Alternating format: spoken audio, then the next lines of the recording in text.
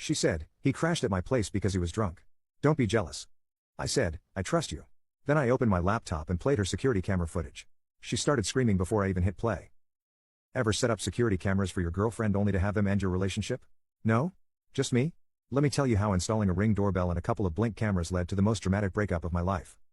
I'm Leo, 34, residential security consultant. Yeah, that's a real job. I design custom security systems for homes and small businesses, cameras, alarms, access control, the works. Been doing it for about 8 years, built a decent client list through word of mouth. I know it's not the sexiest profession, but it pays the bills and then some. I met Tara 2 years ago at a friend's barbecue. She had just bought her first condo and was telling anyone who'd listen about her fear of living alone in the city. My buddy pointed her in my direction, and I gave her my card. Professional connection turned into coffee, which turned into dinner, which turned into... well, you get the idea. By 6 months in, we were officially a couple. By our 1-year anniversary, we were talking about moving in together eventually. We kept our separate places but had keys to each other's homes and spent most nights together, usually at her condo because it was closer to downtown, where we both worked. Early in our relationship, I installed a comprehensive security system in her condo as a gift: doorbell camera, 3 interior cameras, living room, kitchen, and hallway, and a smart lock system. As part of my standard client agreement, I created separate admin and user accounts. I set up her phone with the admin access and kept user access on my phone just in case of emergencies, with her explicit written consent. I always document these arrangements, even with romantic partners. We agreed to review the access arrangement every 6 months, and she consistently confirmed she was comfortable with it. The cameras were set to record when they detected motion and saved footage to the cloud for 30 days. I made sure she understood exactly how the system worked, what was being recorded, and how to access or delete footage. We rarely checked the footage unless she got a package delivery or there was a weird noise that spooked her. The system was mostly for peace of mind. I never remotely activated the cameras when she was home. That would be creepy, invasion of privacy territory, and I'm not that guy. Fast forward to 3 weeks ago. I was returning from a 4-day business trip to Phoenix, where I'd been installing a system for a wealthy client's vacation home. It was a lucrative gig, but the desert heat in September is no joke, and I was exhausted. My flight was scheduled to arrive at 1:30 a.m. but landed at midnight due to favorable winds, earlier than expected but still late at night. I took an Uber straight to Tara's place, texting her when I was about 10 minutes away. No response. I figured she was asleep, so I used my key to let myself in quietly. The condo was dark except for a nightlight in the kitchen. I noticed 2 wine glasses in the sink, one with a distinct lipstick mark, but didn't think much of it. Tara often had her friend Ela over for wine and reality TV when I was away. I slipped into the bedroom, trying not to wake her. The room was dark, but I could make out Tara's form under the covers. I put my bag down and headed to the bathroom to brush my teeth. That's when I saw it, a men's toiletry bag on the counter. Not mine. My heart started pounding. I went back to the bedroom and turned on my phone flashlight, keeping it pointed low. Tara was alone in bed, but the covers on the other side were rumpled like someone had recently been there. I gently shook her awake. "Tara?" She startled, then squinted up at me. "Leo, what time is it?" "Just past midnight. My flight got in early." I paused, then asked as casually as I could, "Did you have company tonight?" She sat up suddenly, more alert. "Oh yeah, actually Mark from work had too much to drink at happy hour, and his place is way across town, so I let him crash here for a bit while he sobered up. He left about an hour ago." "Mark has a toiletry bag in your bathroom." She blinked. "Yeah, he's been staying at a hotel because his apartment flooded or something. Had his stuff with him at the bar. Must have forgotten it." The explanation seemed reasonable enough, but something felt off. Tara was fidgeting with the bedsheet, not making eye contact. "So he just left an hour ago?" "Yeah. He called an Uber. Don't be jealous, Leo. He was drunk, I was just being a good friend." I nodded slowly. "I trust you." And in that moment, I wanted to. But the men's bag, the rumpled sheets, her nervous energy, it all nagged at me. I told her I was still wired from the flight and was going to check some emails in the living room. She seemed relieved and rolled over to go back to sleep. In the living room, I opened my laptop. I hadn't checked the security footage remotely while away, not that guy, but now I felt I had reason to look. I logged into the system using my authorized user account and accessed the cloud storage. Starting with the most recent footage, I checked the front door camera. Sure enough, at 11:07 p.m., about an hour before I arrived, it showed a man leaving the condo. I recognized him from Tara's office holiday party, Mark, mid-30s, who worked in the same marketing department as Tara. I remembered her mentioning he had recently been promoted to team lead, making him technically her superior. He was perpetually single, always flirting with everyone at company events. The footage showed Tara at the door in a robe, giving him a decidedly more than friendly kiss goodbye. My stomach dropped, but I kept watching. Scrolling back through that evening's footage, I saw Mark arrive at 6:34 p.m., looking completely sober, with an overnight bag and a bottle of wine. The hallway camera caught them kissing as soon as the front door closed. The living room camera showed them cuddling on the couch, drinking wine before moving to the bedroom, which thankfully didn't have a camera. After seeing this clear evidence from that night, I decided to check if this was a one-time occurrence or a pattern. I looked at footage from the previous few evenings during my trip and discovered this wasn't a one-time thing.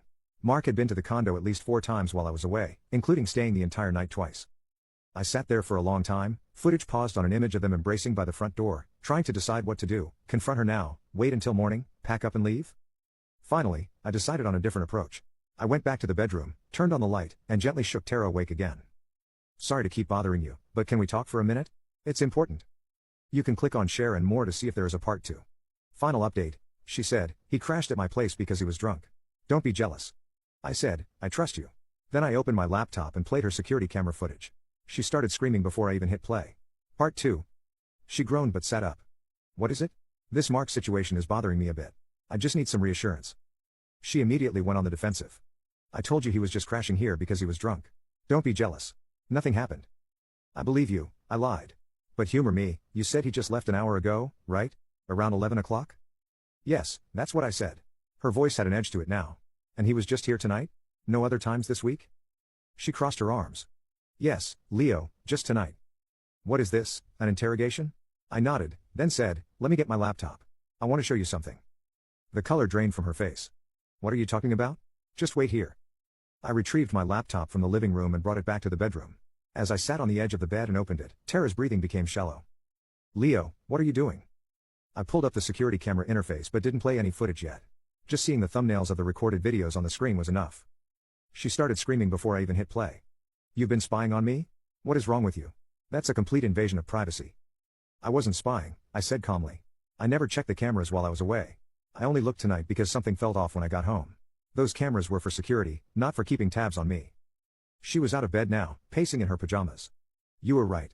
They are for security, and they did their job. They let me know my girlfriend has been cheating on me with her coworker. I wasn't. I turned the laptop toward her, showing a crystal clear image of her and Mark kissing by the front door. The timestamp showed 6:37 p.m. that evening. It was drunk at 6:30? That's an early happy hour. She stopped pacing. Her expression shifted from outrage to calculation to defeat in the span of seconds. It's not what it looks like, she tried weakly. It looks like you've been sleeping with Mark while I was away, then lied to my face about it. When I got home, we were going to break up anyway, she spat, suddenly switching tactics. You were married to your job. You care more about your stupid cameras than you do about me. Apparently, the cameras are the only ones being honest in this relationship. The fight that followed was ugly. She accused me of never being emotionally available. I pointed out that cheating was a strange way to address relationship concerns. She said Mark understood her in ways I never did. I said I understood perfectly well now. By 2 a.m., I'd packed up everything I kept at her place and called an Uber back to my apartment. Before leaving, I changed the credentials on her security system, removing my access. It wasn't petty, it was professional. I didn't want to be accused of spying on her after the fact. The next day, she blew up my phone with alternating angry and apologetic messages. I responded once, asking her to mail me any of my remaining belongings, then blocked her number. What I didn't expect was the workplace fallout. Tara and I shared several friends, including my buddy Jake, who worked at her company. 3 days after our breakup, Jake called me. Dude, you need to know what's happening here. Apparently, Tara has been telling everyone at her office that you installed secret cameras to spy on her, painting you as some controlling, paranoid boyfriend. The story had spread, and because my business relies heavily on reputation and referrals, this could potentially damage my livelihood. She's leaving out the part where she was cheating, of course, Jake added, and that you installed the system with her full knowledge over a year ago. I thanked him for the heads up and immediately consulted a lawyer. The attorney advised me that I had done nothing illegal. The cameras were installed with permission in common areas, with Tara's full knowledge, but suggested I get ahead of the narrative for the sake of my business. So I did something I never thought I'd do. I created a private Dropbox folder with selected screenshots from the security footage, nothing intimate, just timestamps and images showing Tara's knowledge of the cameras and Mark's multiple visits, and shared it with Jake and 2 other mutual friends who could vouch for me in professional circles. I don't want to embarrass Tara, I told them. I just need to protect my reputation. If anyone asks, you can confirm that the security system was installed properly and with full consent. Within a week, the rumors at Tara's workplace had shifted. I heard through the grapevine that Mark had been reassigned to a different department following an HR conversation about workplace relationships.